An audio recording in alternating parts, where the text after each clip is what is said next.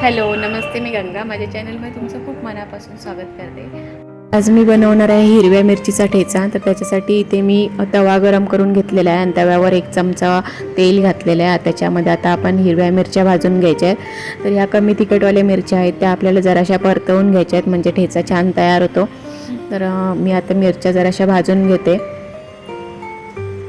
इथे तुम्ही लसूण पण भाजून घेऊ शकता, पण मी कच्चीच घालणार आहे. तर या बघा, मिरच्या आपण भाजून घेतलेल्या आहेत, थंड करून घेतल्यात. आता या मिरच्या आणि लसूण आपल्याला ठेचून घ्यायचे आहेत खलबत्त्यामध्ये.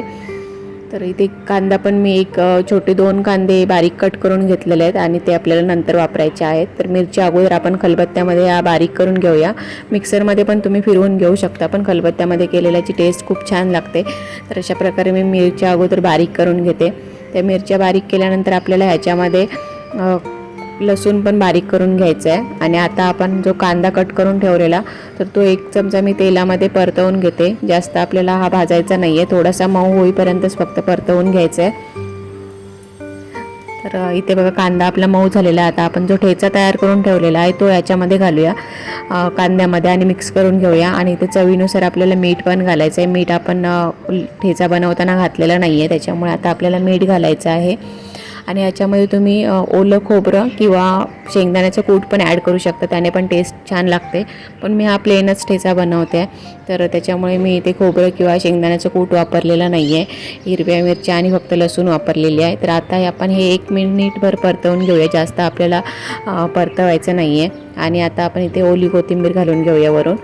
ही ओली कोथिंबीर तुम्ही मिरची आणि लसूण ठेचताना पण खलबत्त्यामध्ये बारीक करून घेऊ शकता, किंवा मग अशी वरून घातली तरी चालेल, त्याने पण छान टेस्ट लागते. तर आपला ठेचा तयार झालेला आहे. आता आपण हा काढून घेऊया. आणि ठेच्याची टेस्ट वाढवण्यासाठी वरून आपल्याला 1 चमचाभर खोबऱ्याचं तेल घालायचं आहे. त्याने ठेच्याची टेस्ट जी आहे ती खूप छान लागते, सुंदर लागते. तर खोबऱ्याचं तेल घालून आपल्याला मिक्स करून घ्यायचं आहे. आणि अशा प्रकारे आपला हा ठेचा तयार झालेला आहे. भाकरीसोबत खूप छान लागतो. आजचा हा व्हिडिओ तुम्हाला कसा वाटला ते मला नक्की कमेंट करून सांगा.